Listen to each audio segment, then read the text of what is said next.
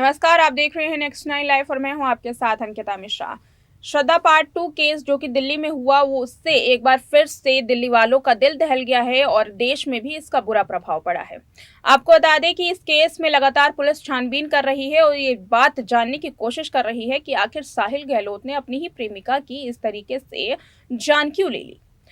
Police का कहना है कि साहिल उस दौरान काफी दुविधा में था। साहिल के परिवार वाले लगातार साहिल पर अरेंज मैरिज का दबाव डाल रहे थे। 9 फरवरी को साहिल की सगाई हो चुकी थी, मगर जब साहिल और निक्की यादव भागने की प्लानिंग कर रहे थे, कथित रूप से ये कहा गया है कि भागने की प्लानिंग कर रहे थे, वो गोवा जाने वाले थे, उस दौरान उन दोनों के बीच में झगड़ा होता है। क्योंकि साहिल यादव को लगातार परिवार वालों का फोन आता है, उस पर दबाव डाला जाता है, तो साहिल यादव अपने घर वालों की बात सुनने के लिए मान जाता है और निक्की यादव को छोड़ करके जाने की प्लानिंग करता है। इस दौरान उन दोनों के बीच में झगड़ा होता है और साहिल यादव इस वारदात को अंजाम देता है। जब इस वारदात को अंजाम देने के बाद और शव को ठिकाने लगाने के बाद उसकी शादी होती है, तो वो काफ़ी एकदम सामान्य व्यवहार करता है। इस दौरान जब सुनील यादव, जो कि निक्की यादव के पिता होते हैं, वो अपनी बेटी को ढूंढने के लिए लगातार कॉल करते हैं। उनकी छोटी बहन से जब बात करते हैं तो वहां से साहिल गहलोत का नंबर मिलता है। साहिल गहलोत से जब सुनील यादव ने बात की तो पता चला कि निक्की अपने किसी दोस्त के साथ देहरादून के लिए निकल चुकी है, वो वहां घूमने के लिए गई है और क्योंकि साहिल की शादी थी इसलिए वो नहीं जा पाया। इस दौरान सुनील यादव को कुछ आशंका हो जाती है। उन्हें पता चल जाता है कि साहिल कहीं ना कहीं से गुमराह करने की कोशिश कर रहा है। सुनील यादव को साहिल गहलोत पर शक होने लगता है, जिसके बाद वो पुलिस के पास मदद के लिए जाता है। इस दौरान इस पूरे केस का खुलासा होता है और इस पूरे केस की तफ्तीश की जाती है। तब इस बात का पता चलता है कि दरअसल यहाँ पर निक्की यादव देहरादून में नहीं गई, बल्कि उसकी जान ले ली गई है और जान लेने वाला कोई और नहीं बल्कि साहिल गहलोत ही है, जिसकी शादी हो चुकी है।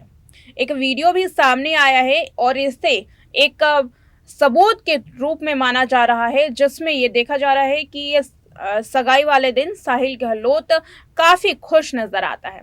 उसके दोस्त भी काफी खुश नजर आते हैं और उसके बाद उसे कुछ भी इस बात की भनक नहीं होती है किसी को कि साहिल गहलोत ने इतना बड़ा वारदात किया है।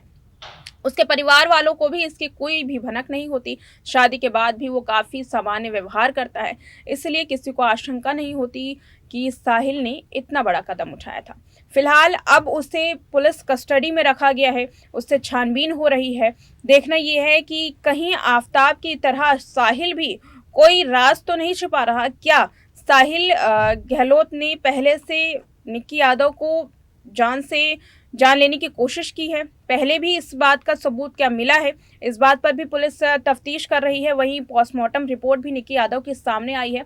इस पोस्टमार्टम रिपोर्ट की माने तो निक्की के शरीर पर कोई भी चोट के निशान नहीं मिले हैं, केवल निक्की यादव का गला घोटा गया है।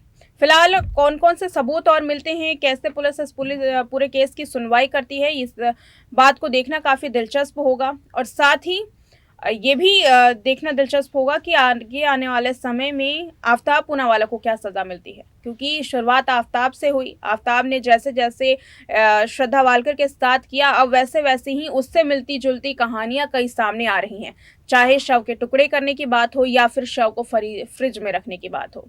ऐसे में आफताब को सज़ा मिलनी बहुत ज़रूरी है। आफताब की सज़ा के बाद ही एक उदाहरण पेश हो सकेगा। न्यायिक व्यवस्था पर जो भरोसा है, लोगों का जो भरोसा धीरे धीरे उठने लगा है, वो एक बार फिर से स्थापित हो चुका है। स्थापित होने में काफ़ी मदद मिलेगी। 21 फरवरी को श्रद्धा वालकर के केस में भी आफताब पूनावाला की सुनवाई है। देखना होगा कि इस दिन क्या कुछ फैसला आता है आफताब के खिलाफ, और साहिल गहलोत और निक्की के केस में भी क्या कोर्ट फैसला सुनाती है। इस रिपोर्ट में इतना ही। देखते रहे नेक्स्ट 9 लाइव।